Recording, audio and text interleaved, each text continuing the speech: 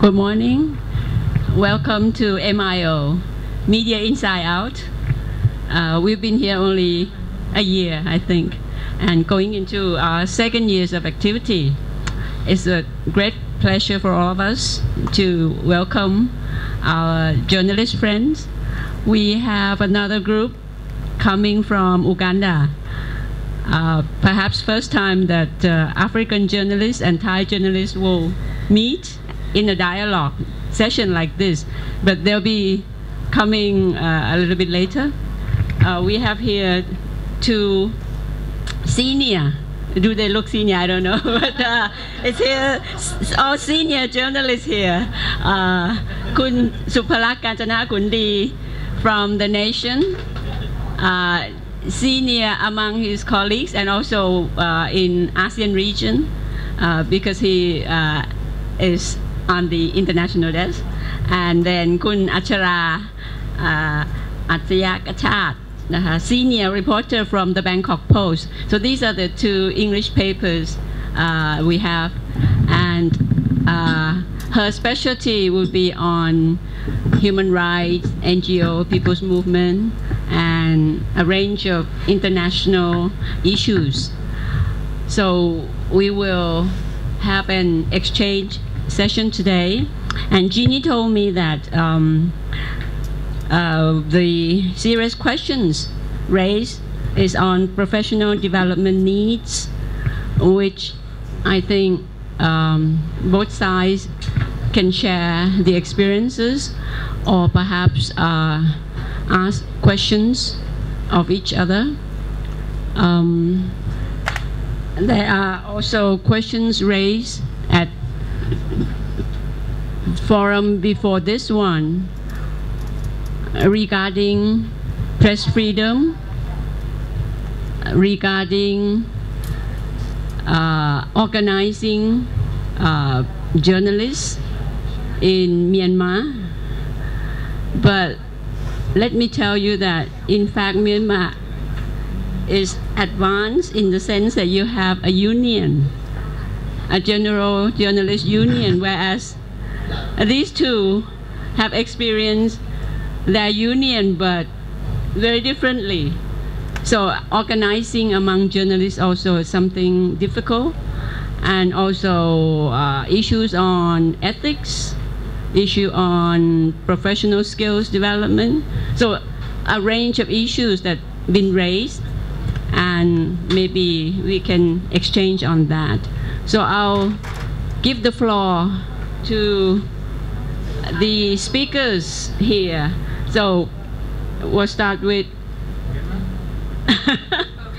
okay, we'll have our Myanmar friend here first from Mong, Press Council and leading committee member of Myanmar Journalists Union. See, so they have a union, and it's a general one, isn't it, for everyone? Thailand doesn't have, so Myanmar should be proud. So what I have to is kind of introduce myself. The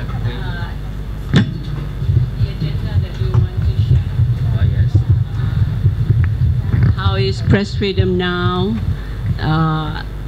Journalists, but Myanmar journalists themselves, what kind of expectations or the world expect of Myanmar and its government?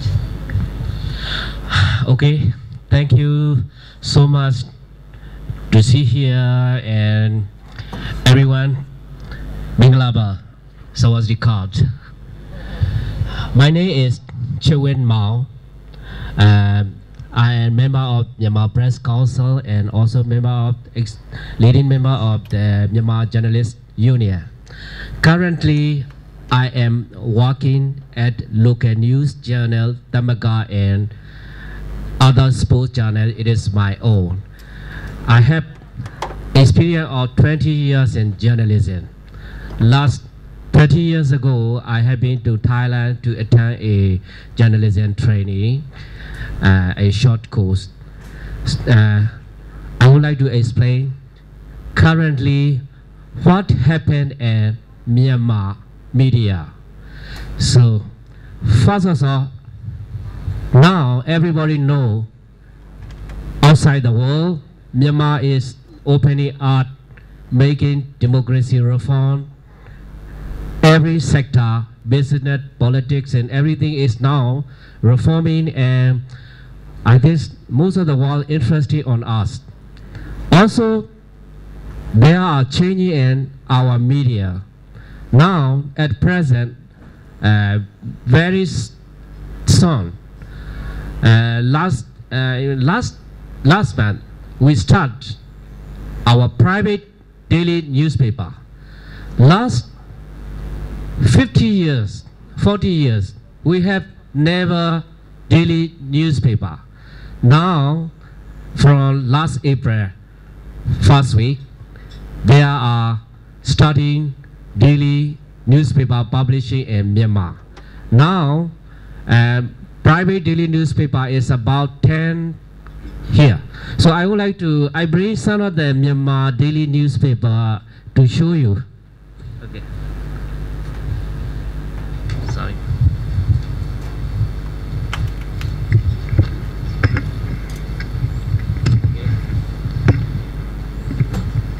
This is Yangon Time, owned by a journalist, Coco. And this is currently only about, I think, about not 1 month old, not yet 1 month old. This is the boys' daily newspaper. This daily newspaper is now one of the popular in Myanmar. Okay. This is another daily newspaper, Sandor Jain. It's newly one and not so much popular. This is in Myanmar name, Sandor Jain. In English, Standard Time. Sandor Jain, Standard Time. Standard Time. Standard Time. This is the 70 daily newspaper. I think some of the journalists from Thailand will know this name because of this name is very famous in present day because of before they have the weekly news journal. Now they became into the daily newspaper. This is very, very famous and now leading newspaper of Myanmar. Leading private newspaper of Myanmar. Very popular. We got Daily 11. This newspaper, you know, allied with Nation newspaper in Thailand, you know. This is the most selling in Myanmar now. Also, I would like to introduce myself. This is, I am working as a chief editor at this news journal. I publish it now, working in here. This is the Tamaga Union. This is another one. I'm working now here. So the media of Myanmar is changing. Last year, in 2012, August 22, the press censorship was abolished by the government. It is a big change in Myanmar media because last 20 years ago, I am working as a magazine editor in last 1993 to 2002. From then, we are working under the very strict rule and we cannot write everything and we have to submit what we write to the press censorship department. I think all the people know about this. Very difficult time. Very, very difficult time. Very difficult to publish a newspaper. We cannot make newspaper in there. And magazine. Also magazine license or publishing license is very difficult to get because of the government only issue only give the license to very close with them, only especially with military person. They get a license for publish. So I think some of the journalists know about Myanmar press censorship. I think it is the worst in the world. As media index, we are, I think, among the North Korea, Iran, Cuba, and China. Very, very difficult situation. But now we are changing, thanks to the reform government of President U Tae Se. So I think now we can produce daily newspaper. Also, the government is changing the media free. Or we can now, most of the writer, artists, they can create freely. Before, we have no freedom of press. Even an artist, even a poet, even a writer, he cannot create what he wants.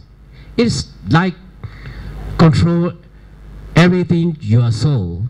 So for me, last 20 years is a very difficult time for the journalists in Myanmar. But we are now more free, and last month the government allowed to publish daily newspaper. It is the another big step after censorship abolished. So I think when I come to here, I envy to the Thai press society, because of Thailand is very freedom compared to our country. So thank you to come to this gallery, and we can you can ask what you want. Any questions? Anything to ask on press freedom, Sujen? How about the level to criticize the book? After you have freedom, no censorship.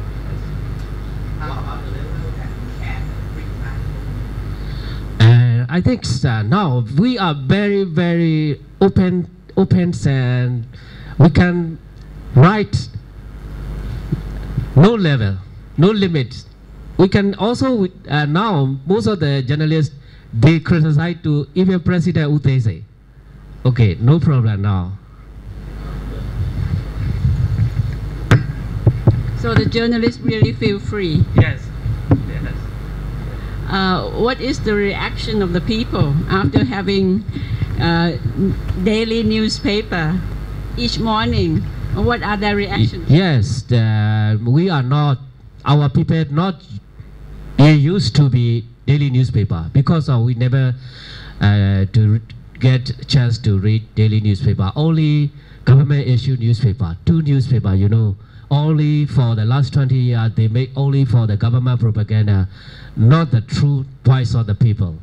Now they hear the voice, the true voice of the people, but daily newspaper are not used to read. But because of this, it just start publishing. So they're happy. Yes, the people are happy to read newspaper. And they're selling well.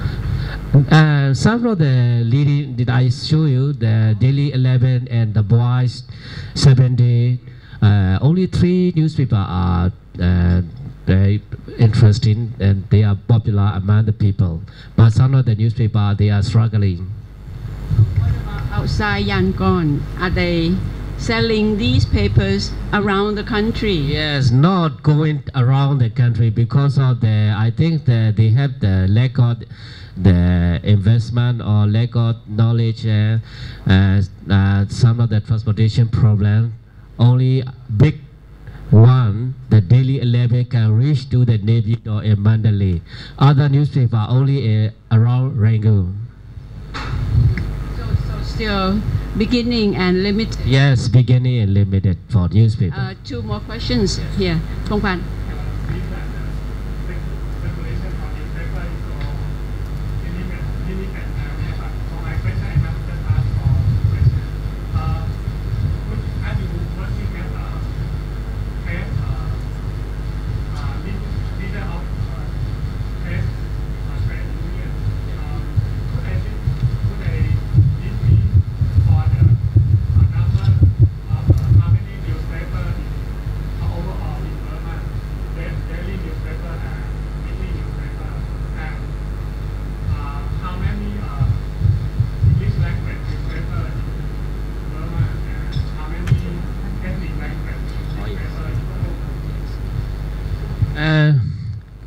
Currently, newly issued daily newspaper is, I think it's about 10.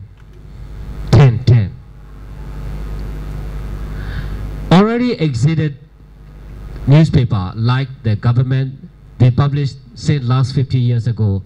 There are, one is English newspaper. This is the government owned, the published from Ministry of Information, the New Land of Myanmar. Another two is Myanmar language, Chimo and Myanmar Ale. Only 3 government owned newspaper before. Now, private daily newspaper are going to the market. Your questions? Another one is how the ethnic newspaper.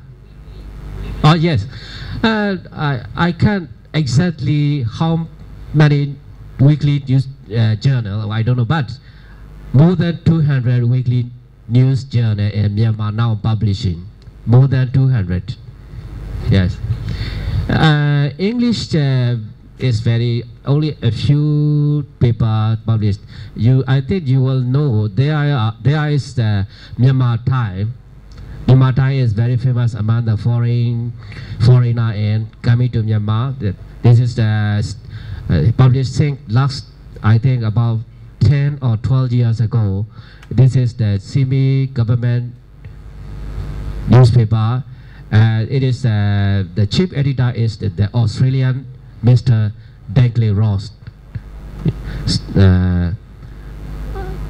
English newspaper only, I think about 3 or 4, not so many. No ethnic newspaper in Myanmar yet. Before there is a Chinese daily newspaper. Now I don't see in the market now.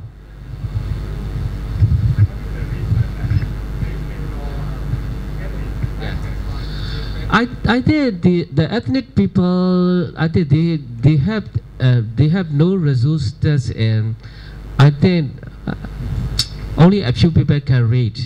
This is the one thing to not much that no ethnic newspaper. But last month I attended a press conference, media conference in Yangon, and Myanmar Media Development Conference, and I met 2 of the ethnic news journal. These are Mon daily news. Mon people, you know, Mon are one of the ethnic group in Myanmar. They published a weekly journal. Yes. Mon. One quick to James and at the back first. I have some question about okay, in Thailand we have some like a taboo. Is it okay if reporter want to criticize the military and the former dictatorship like the General Times way? Yes. We carefully. It is not untouchable, but if you criticize this family, we need to care because of the something. Because last there was some case I did among the Facebook user last month. One of his grandchild abused to a police. Some of the people, they cannot dare to write about it. Still very influential. Yeah. Untouchable. Okay, Pravit first, and then Kun Sangwon, and then Nati. How sensitive is the issue of the Rohingya sectarian conflict? Do you self-censor yourself? Yeah. Okay. Because if you appear to be siding with Okay, no problem. Yeah, just simple question. How sensitive is the issues of the Rohingya people and the sectarian conflict that's ongoing? Do you self-censor yourself for fear that you perhaps, I mean, if you have a pro-Rohingya views, that you may be regarded as an enemy of the people if you sided with the minority? Thank you. As for your answer, as a media man and as a journalist, I never cited to the. I write. I never cited to enemy or pro. So this sectarian violence in Myanmar is very sensitive issue because of this is religious, and even I saw most of the online news and newspaper and other journals. There are some of the journalists they write the hate criticisms, but I don't want to ignite this conflict. So I always stand on as a journalist in the middle, not biased. So there are problems to discuss about these Rohingya people. The Rohingyas name, even the names of Rohingya is problem in our country. Some of the people they don't accept this name. Never be in Myanmar. This is very, very difficult to discuss about it because of the these people. Some say these people come cross from the Bangladesh illegally and stay in Myanmar. Now they call themselves as Rohingya. So in Myanmar, people, even the authority, they do not accept this name. So for media men, this issue is very difficult to discuss it. As your question, I would like to answer. We never make the conflict to grow. We always stand on the middle, in the middle, never biased. ကျွန်တော်အမြင်လိုပဲယူဆပေးပါရိုဟင်ဂျာပြဿနာကကျွန်တော်ဆက်ချင်းဝင်းမောင်နဲ့သိပြီးသဘောမတူပါครับความคิดเห็นของส่วนตัวนะครับที่แต่ละคนต่างกันมีความคิดเห็นนะครับซึ่งไม่ตรงกับคนชื่อเว้นเหมานะครับရိုဟင်ဂျာဆိုတာကမြန်မာနိုင်ငံမှာအလွန်ကိုကြာခဲ့တဲ့အနေထိုင်ခဲ့တဲ့လူမျိုးစုတစ်ခုဖြစ်ပါတယ်ก็โรฮิงญานั้นเขาอยู่ประเทศพม่ามายาวนานมากแล้วဒီမှာရှိတဲ့ journalist တွေကရိုဟင်ဂျာ website တွေဝင်ကြည့်မယ်ဆိုလို့ရှိရင်အဲ့ဒါကိုအထောက်အထားအနေနဲ့တွေ့နိုင်ပါတယ်ครับถ้าเป็น journalist ทั้งหลายนะครับเข้าไปดูในเว็บไซต์อะไรต่างๆที่เกี่ยวข้องกับโรฮิงญาเนี่ยก็คือน่าจะเห็นได้ชัด1950ခုဝန်းကျင်ကပါလီမန်ဒီမိုကရေစီအစိုးရလက်ထက်မှာရိုဟင်ဂျာဘာသာစကားကိုတိုင်းရင်းသားတစ်ခုအနေနဲ့အတန်လွင့်ဌာနမြန်မာအစိုးရအတန်လွင့်ဌာနကထည့်လွှင့်ပေးခဲ့ဘူးတဲ့အားတွေရှိပါတယ်เมื่อประมาณปีพ.ศ. 1950นะครับก็คือสำหรับวิทยุรายการหรือเป็นสำนักข่าวอะไรต่างๆเนี่ยครับก็คือเผยแพร่เกี่ยวกับวัฒนธรรมและเสียงและเป็นภาษาโรฮิงญามีมาก่อนหน้านี้แล้วครับซึ่งอยากจะบอกว่ายาวนานมาตั้งแต่ปีพ.ศ. 1950ครับအဲ့တော့ရိုဟင်ဂျာဆိုတာမနေ့တနေ့ကမှမြန်မာနိုင်ငံတဲကိုဘင်္ဂလားဒေ့ရှ်တွေကျူးကျော်ဝင်ရောက်လာတဲ့လူတွေကြီးတော့မဟုတ်ပါဘူးเพราะฉะนั้นโรฮิงญานั้นเพิ่งจะมาจากประเทศอื่นที่เข้ามาอยู่ในประเทศไทยเมื่อเร็วๆนี้เองครับ နှစ်ပေါင်းများစွာကတည်းကမြန်မာနိုင်ငံထဲမှာအခြေချနေထိုင်တဲ့သူတွေရှိသလိုဆရာချစ်ဝင်းမောင်ပြောသလိုဘင်္ဂလားဒေ့ရှ်နေပြီးတော့နောက်ထပ်ဝင်ရောက်လာတဲ့သူလည်းရှိတာတော့ကျွန်တော်လက်ခံပါတယ်ครับอยู่ประเทศพม่ามายาวนานพอสมควรก็มีเพิ่งข้ามมาจากประเทศอื่นที่เข้ามาอยู่ในพม่าก็มีครับရိုဟင်ဂျာတွေနေတဲ့ဘင်္ဂလားဒေ့ရှ်နဲ့ကပ်ရက်မှာရခိုင်ပြည်နယ်ရှိပါတယ်ที่ชาวโรฮิงญาอยู่ก็คือเป็นประเทศเบงกลาเดชนะครับก็คือติดกันก็คือรัฐยะไข่ครับยะไข่มูลနေထိုင်တဲ့တိုင်းရင်းသားတွေနဲ့ရိုဟင်ဂျာတွေနဲ့ကအခြေခံအားဖြင့်အမုန်းတရားအထိုက်လျောက်ရှိပါတယ်ဘာသာမတူတဲ့ကိုယ်ွယ်တဲ့ဘာသာမတူညီတဲ့ပုံမှာဝတီပြီးတော့အမုန်းတရားနဲ့အမုန်းတရားတော့အသင်တင်ရှိပါတယ်ก็มีความขัดแย้งกันมากนิดหนึ่งครับเพราะว่าชาวโรฮิงญากับชาวยะไข่เนี่ยคือคนที่นับถือศาสนาไม่ตรงกันครับยะไข่นี่เนี่ยရိုဟင်ဂျာတွေနဲ့ကိုယ်ွယ်တဲ့ဘာသာမတူညီပေမဲ့လည်းနှစ်ပေါင်းများစွာအေချမ်းစွာတော့နေထိုင်ခဲ့ပါတယ်เมื่อก่อนหน้านี้แม้ว่านับถือศาสนาไม่ตรงกันก็ตามแต่เขาอยู่กันมาแบบไม่มีการทะเลาะวิวาทกันนะครับဒီမကြခင်ကဖြစ်ပေါ်လာတဲ့ပြိပခါတွေကရခင်ကရှိခဲ့တဲ့အမုန်းတရားအတိတ်တင်ရှိနေတဲ့အမုန်းတရားပေါ်မှာအခြေခံပြီးတော့မှတစုံတစ်ယောက်ကကြီးထွားလာအောင်ဖန်တီးလိုက်တယ်လို့ကျွန်တော်ထင်ပါတယ်เนื่องจากมีความขัดแย้งกันนิดหนึ่งบ้างแต่สะสมมายาวนานนะครับก็เรื่องก็เลยจะมีคนที่เห็นต่างๆกันแล้วก็ทำให้เป็นความคิดเห็นเนี่ยก็คือไม่ตรงกันแล้วทำให้สร้างปัญหาเกิดขึ้นมาแล้วก็ปัจจุบันนี้ก็จะเป็นปัญหาเกิดขึ้นมาได้ครับဘယ်လူဖွဲ့စည်းမဆိုအာတမပြုကျင့်တယ်ဆိုတဲ့ကိစ္စမျိုးလူမျိုးမတူတဲ့သူချင်းလူမျိုးမတူတဲ့သူတွေကဘာသာမတူတဲ့သူတွေကအာတမပြုကျင့်တယ်ဆိုတဲ့သတင်းမျိုးတွေလည်းအများကြီးဖြစ်ပွားနေတာပါပဲแม้ว่าสัญชาติไหนก็ตามนะครับถ้า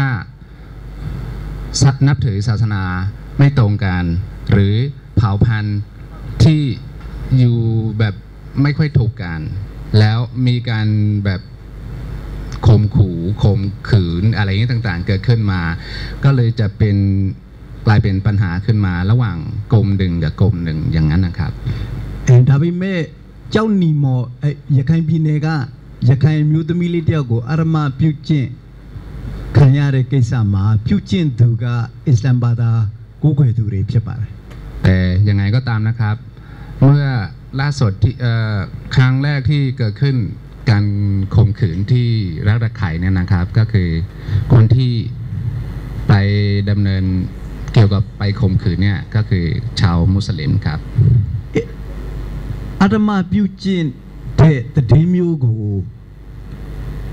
တိတ်ပြီးအာရမပြုကျင့်တဲ့သတင်းကိုဖော်ပြရမှာနိုင်ငံပိုင်သတင်းစာကပြုကျင့်သူကိုကိုးကွယ်တဲ့ဘာသာပါထည့်ပြီးဖော်ပြခဲ့ပါတယ်ตอนที่จะมีการคดีแล้วก็มีข่าวออกมานี้ทางรัฐบาลหรือคนที่เกี่ยวข้องที่จะเผยแพร่ในหนังสือพิมพ์หรือเว็บไซต์ต่างๆเนี่ยครับเขาพูดถึงคนที่จะกระทำผิดเนี่ยคือนับถือศาสนาอะไรก็พูดไปเขาก็จะเพราะฉะนั้นก็เลยมีการขัดแย้งกันเกี่ยวกับระหว่างสองศาสนาครับมุสลิมတွေကရခိုင်မျိုးသမီးတယောက်ကိုအာရမပြုကျင့်တယ်လို့ဖော်ပြတဲ့အတွက်ကြောင့်မလို့မကျေနပ်တာတွေဆန္ဒပြတာတွေပေါ်ပေါက်ခဲ့တာလေဒီကမီဒီယာသမားတွေသိပြီးသားဖြစ်မှာပါครับน่าจะรู้จักกันทั่วไปว่าคนผู้หญิงคนหนึ่งที่นับถือศาสนาพุทธจากรัฐยะไข่นะครับก็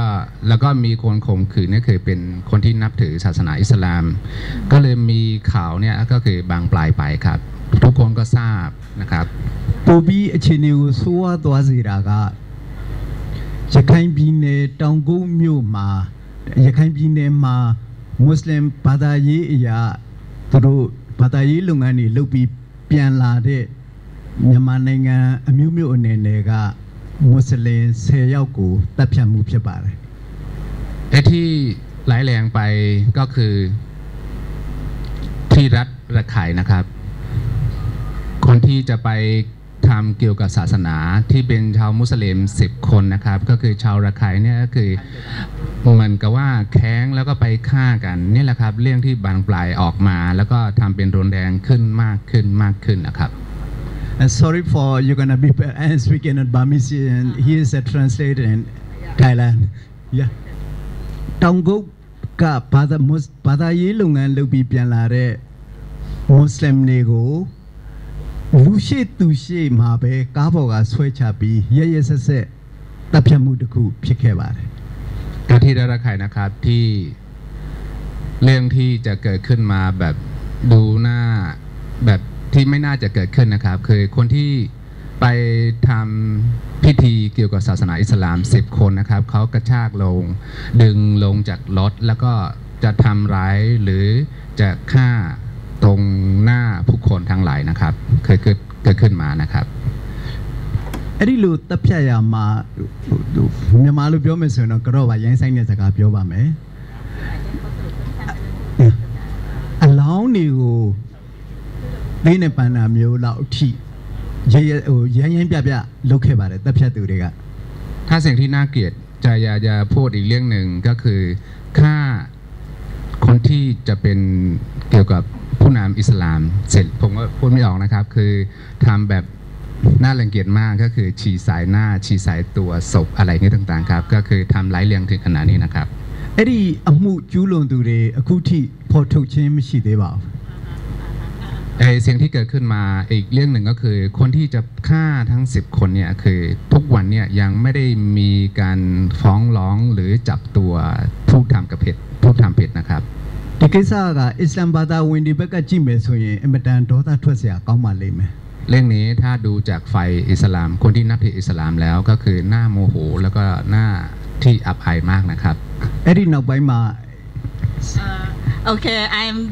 doing a translation into English. I'm not quite sure whether I capture all, but the key problem is that the situation during the conflict in the Rakhine State, they have the activity of an Islam, right? The 10 person who also doing something bad, right? To those who die, and this is for the perspective, it is very, bad.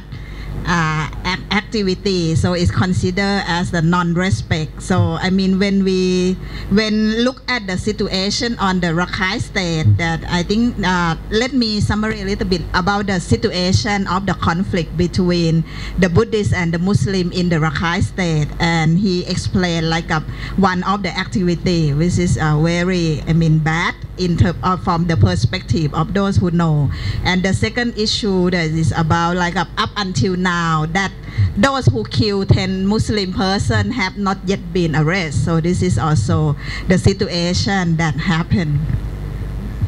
And then conflict Rakhine State is bigger than bigger, and then the conflict move into the whole country, Methila, Lasho, such like that. It is some of us think it is not a real conflict between two religions, as someone is trying to become unstable in the country, and now some people think it is better. Military government is better than the democratic governments. We have to. How can I say? We should need military.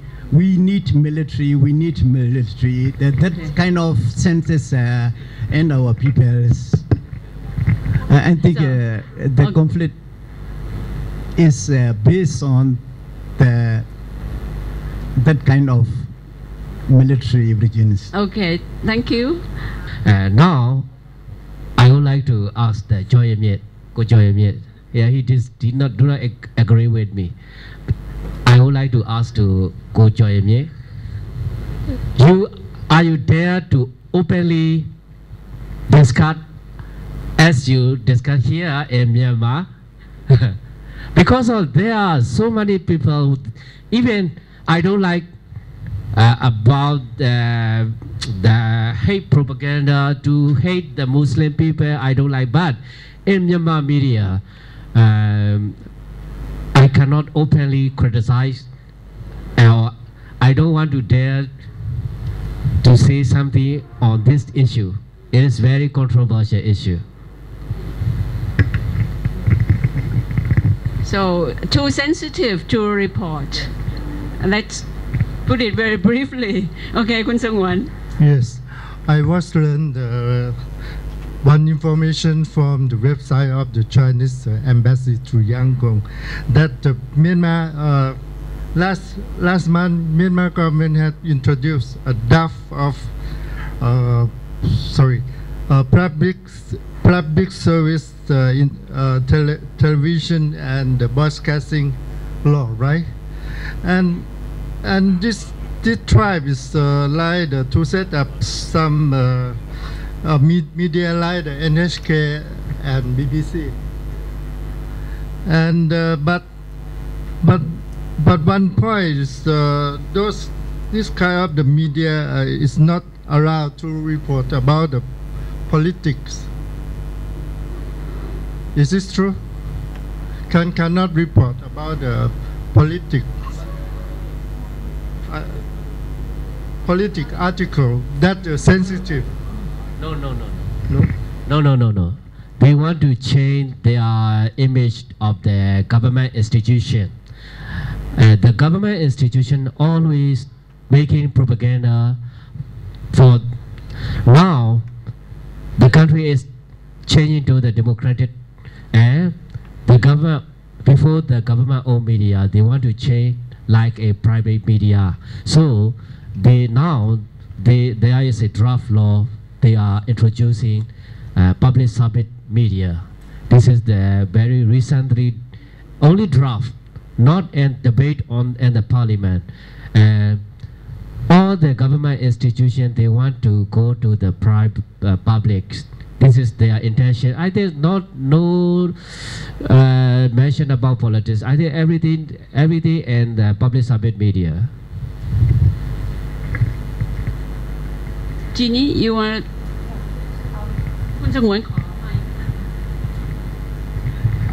I just wanted to ask a question to get 3 different answers. One from a Thai colleague, one from Ugandan, and one from a different Burmese.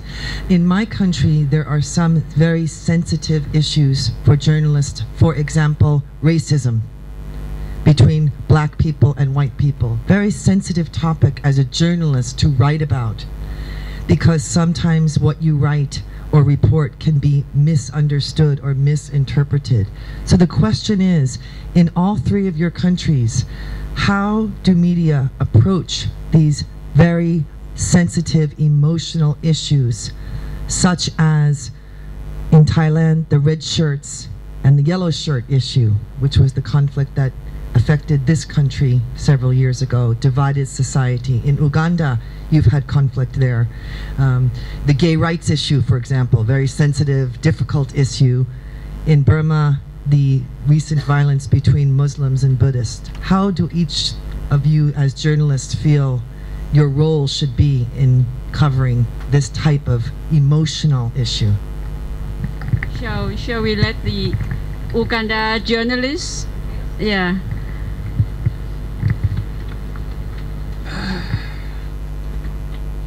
Sorry, my name once again, Geoffrey from Uganda.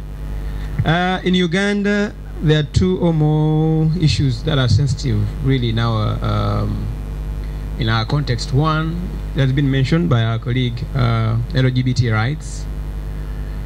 Secondly, there is this blanket national security. National security has also become an issue. How the media in Uganda really approach this? One, Uganda, I can tell you, is homophobic, and you happen to get hesitation from the public. Secondly, even the government. Thirdly, even in the media channels, the news channels. So how you approach this story or how you write about it, you need to be extra careful. One, in 2007, one of the radio that provided platform to the LGBTI community is called the Radio Simba. The Broadcasting Council of Uganda found it really,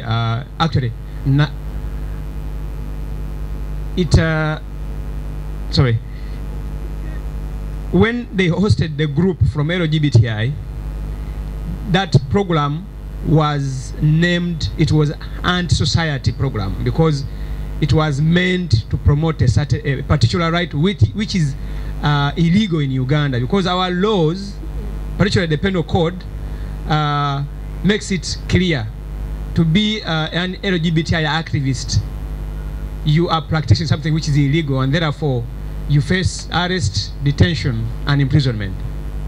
Therefore, this radio, when they had gave the platform to the community guys, to the LGBTI guys, one, the radio was fined $1,000.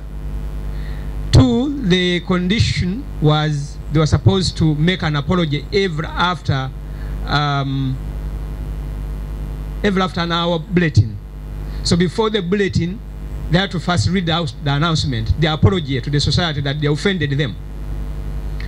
And now we happen to see now the new law, of course, which of course has criminalized more and set death as a punishment to anyone caught or suspected to be an LGBTI. The media find it really very, very, very hard situations when it comes to covering this area. One, first of all, there is self-censorship. That if you write a story, your editor will not take the story. If your editor takes the story, there are chances that the media house is going to be criticized by either members of the public or government for promoting, even when you are raising issues that concern that particular sector. And of course, it also carries a punishment in our laws to write about this sector. So it is very sensitive, and we happen to see even the LGBTI community in Uganda, really, one, they are very insecure. Two, they feel they've been condemned. And there are issues. The previous incident was they booked a radio show, Capital FM, one of the Saturdays, and they paid for the space. When they got there, they told them, no, this space has been taken already, so you cannot have your talk show. Maybe we'll communicate to you later.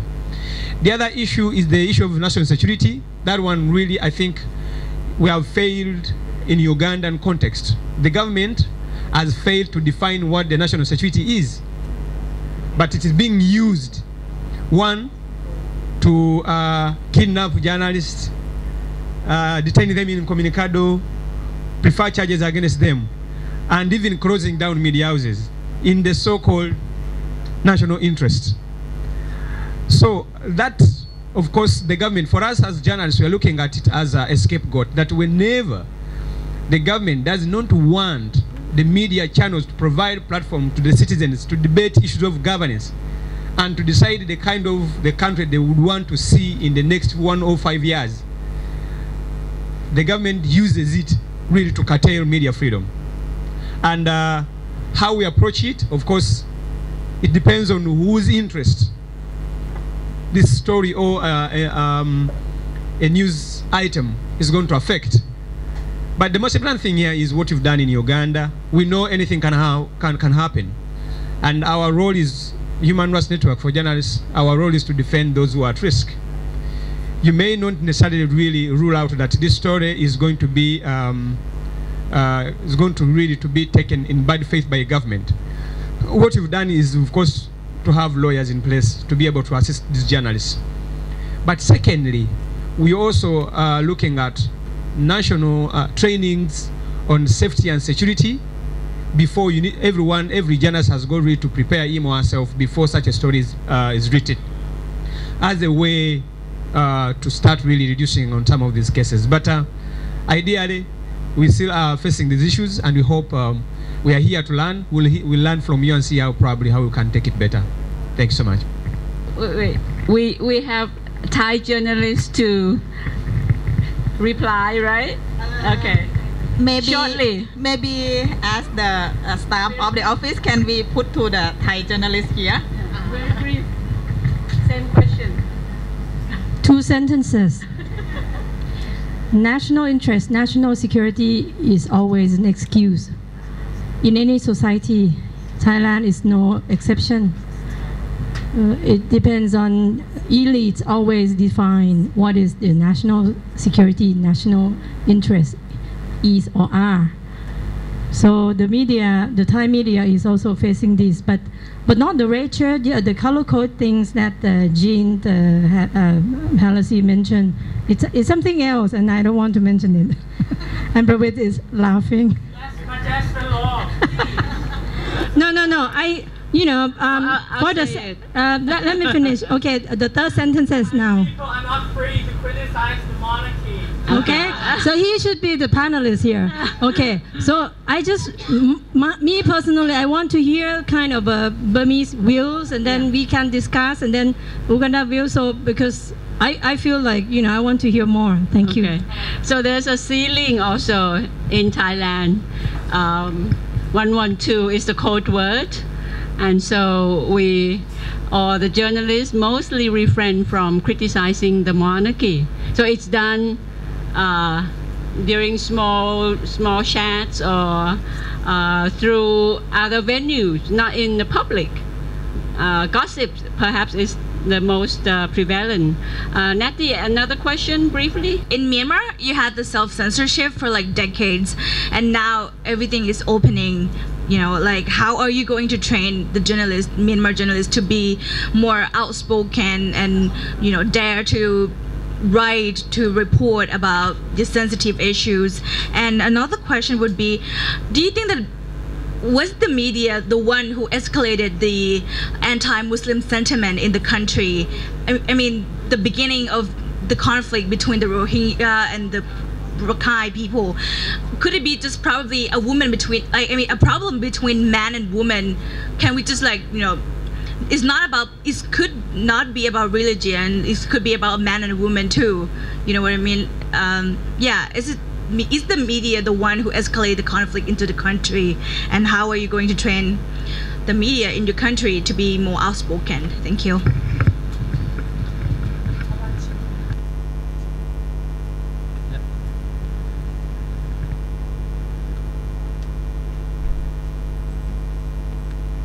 Hello?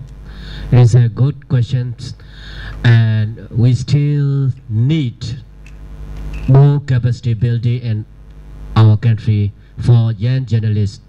Now, most of the journalists working in the news media, they need to be trained as a professional journalist because as you see, some of the journalists they are criticizing for some issue are not very professional. This is the problem. Thank you. I'll give the mic to Jimmy, our second speaker from Myanmar, who's been waiting in the wing for quite some time. Okay. Hello. Yes, thank you, everybody. I would like to tell about the press freedom in Myanmar for the time being. So the government lift the censorship, and also they allowed to publish the private newspaper. And also, how can I say, I want to say that we still need to freedom. We're not getting 100%. So as my experience for I'm represent for foreign news agency, and also whatever, we are very a few people, so the authority know us very well. Wherever we go, they are checking, especially when we visit to NLD headquarters, the opposite side of the headquarters, they were still watching to us to take the photo. They note our name and send it to authority. Now stay happened in Yangon. So this is, what can I say, if we go to the another city, suddenly maybe 3 or 4 the plainclothes police following with motorbike and asking why you're filming, what is your name, so something like that. We are still watching. So this is not 100% freedom. And also in my experience, when in 2007 when the saffron revolution is very beginning the first day, after starting maybe 1 hour later, there was a 200 months marching to the like Shwedagon Pagoda. So I was following and filming, taking the videos. When we get near the Shwedagon Pagoda, there was one the colonel, the military colonel. His name is Colonel San Sin, is the commander for number 3 region Yangon Command. He was wearing the plain clothes, and he came to me, pointed out, who are you, where are you from? I said, I'm the foreign journalist. I showed them my press card, but he said, no, I don't care who you are. Arrest him. He ordered to the some people surrounding him. They are not wearing the uniform, just a plain clothes, a normal dress, and they arrest me, and then they bring me to the near their military tract, and then they're asking me, so if you give the camera to us, we will release you. If you don't give me the camera, we will arrest you. So I have no way. So I said, who are you? He said, you don't need to know. Who am I? He said, you don't need to know. They said, we're not allowed to filming.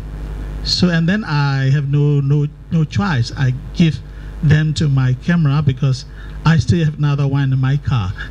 So, and then at that time, another my colleagues they are very clever, and they know that corner. So when they saw that corner, they are hiding their camera and everything, and they are just standing like normal people. This is my fault. I can remember him with the plain clothes, or whatever I saw him is with uniform, so I can remember. And this is light, you know. There was also and then in the evening I went to their office. I want to get my camera back, so I'm waiting for their like 2-3 hours. Finally, they said your camera is in the another township authority office. So I went there. I checked that there's my camera, and then they give it to me, but the tape is they already took. Just only camera I get. I said, where's my tape? I said, no. When they got the camera, there's no tape inside. So okay, no problem. This is a lighter my experience. So that's why I have to say nowadays, you compare with before, the press freedom is much better, but we still need to get the freedom for 100%. Yeah. This is they don't want the camera. They want the footage. Just one question. Nowadays, you work with Asahi TV. Can you report, or do you report differently than the local papers, the local press, on various critical issues? Can you report differently? Yes, so we have to different. It depends on our bureau interest, mostly like economic and politics. So we are differently reports. And also, we maybe long ago there was in Myanmar there's a censorship system. We never put the system. We represent the foreign country. Wherever we got the serious tape or new tape, videotape, we smuggling out. We never put the censorship. So this is also one of the dangerous situation. We have to smuggle out the tape. And nowadays the internet and its system, so sometimes we send by internet. Before we have to give the tape to bring out from the country to Thailand. Yes, this is like Have you ever been blocked on the internet when you file your footage? Yeah, yeah. These 2 years, they're not blocked. I think maybe if something big event happen in the country, I think they squeeze the line. So maybe they squeeze the line, so you cannot, a bit fine is never going out. Even maybe 2-3 seconds, 5, yeah, internet slow down. I think they squeeze the line, so the picture or video is never go. Only the letter can go out. So sometimes like 3 seconds, 4 seconds, 5, I have to send into my bureau Bangkok, but maybe the whole night. Yes. So there's technical censorship still going on. Put it mildly. Okay. Let me now turn to our Thai colleagues, also waiting to speak. We'll let Supalak say something first. Press freedom in Thailand. Press freedom. Okay.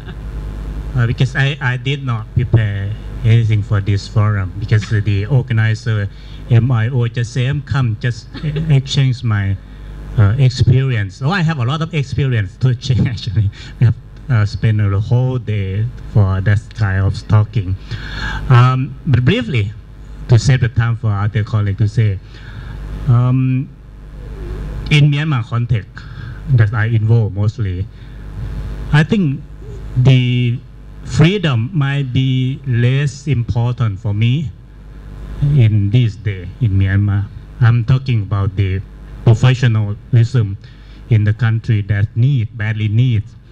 I personally engage with the story from Myanmar from our partner every day from 11 media group, and they pick up and send their story to print in the nation newspaper. What I have found that there are qualities of reporting is still below standard, at least even nation standard is not so high. But we still consider that the quality from colleagues from Myanmar even lower in terms of writing, in terms of what to be news or new words in it that should be purposeful. My primary observation from that, because mostly they develop their media skill from activists. I saw many of the former activists, the friends, colleagues, is a former activist who now turned that into a journalist. They mostly champion for their own agenda. So this is why the topic like Rohingya, Muslim, is coming to a very sensitive in Myanmar. And among our journalist friends, they mostly concentrate on the writings from the perspective of their own perspective. There's not really, we can say that, we cannot say in some sense in many pieces that I handle with, it's not new at all. It's some kind of like the opinion piece that's sending in the form of news to express their opinion against the Muslim, Rohingya in particular, in the country during that thing happens. I write many opinion pieces also criticizing Myanmar handling on this kind of issue, and I was criticized not by the government but my Myanmar journalist colleague saying that I know nothing about this issue in their own country. Okay, fine, maybe I don't know anything much on that, but I think basic standard, at least I need a fair treatment. I mean, story from Myanmar side and from Rohingya Muslim, a fair treatment meaning you should give them a fairly space for all to speak out. At least you don't quote only the people from, well, the government, authorities, Buddhists. None of them wrote from the perspective of the Muslim, how they want, what happened with them, how they feel even about the situation happened in their country. I think this is, I blame, whether you are personally have any, you're Buddhist, I'm also Buddhist, and no problem with that. But being a journalist, I think you have to fair enough to give them, those who disagree with them, should have a chance to speak out. Whatever you believe or not, they should have a chance. They should have freedom. And it's on your own newspaper. Rather than we have, I mean, people at the nations, many of us who handle Myanmar story has a problem with the executive from our partner in Yangon. Complain this about our attitude about Rohingya is too much very like Falang or too Western or fine. I think this is the basic principle. I don't mind if my perspective or something similar to Falang, sometimes something similar to the other thing. But as a journalist and the professionalism that we are talking about this, we should at least a fair handle of the story. That only things that we have to talk about. We talk too much, perhaps from my perspective, about freedom of expression in Myanmar. I think fair enough. That fine. Over the past 2 years, freedom of expression in Myanmar is better, absolutely dramatically improved from the 2 years before. My personal engagement with Myanmar now, I apply for entry visa many times since my name technically deleted from the backlist. The authority in Naypyidaw neither accept nor reject my application. They just keep quiet. Perhaps you need to take time. Empire shelved permanently that application to entry Myanmar again. Our colleagues, native, have a lot more experience than me these days, because she is quite often to visit Myanmar, while I'm stick early in the office to looking the story coming through. That's the experience from the country. The other day, one thing maybe necessary for Thai media also to looking at this story or new circumstance in Myanmar. Our neighbor Chao Yasik, the other day, he is now in Naypyidaw and convey a message to me. Whether you have a journalist you're the nation journalist in Naypyidaw, I will need to talk to them or not talk to send the story to the nation. I said, unfortunately, Chao, we don't have. We have our Burma colleagues. You can use them or send the story to me. No, something like a real nation's journalist in Myanmar, so we don't have. Which thing? I think personally, Thai media should maybe invest more to have our own people in our neighboring countries. We used to have in Vietnam, we used to have in Cambodia, or Laos we don't need because we are also Laos. But Myanmar, I think in particular, we should have. The Bangkok Post should have initiated to open the new office in Yangon. Nation also tries to do, but our application is still be shut down. Why the others media agency like AP or Western country like NHK maybe has already opened their office in Yangon at least. We applied. I think I applied during many months, perhaps nearly a year. There's no answer from Naypyidaw whether I have a chance to be a foreign correspondent in Myanmar. Is a real foreign correspondent. For story we can get from our own Myanmar friends, no problem. I can copy everything from our colleague 11 Media Group. But like I said, perhaps the story come from this different quality, different perspective, or perhaps mostly serve their own agenda rather than our Thai agenda. Okay, thank you very much, shortly.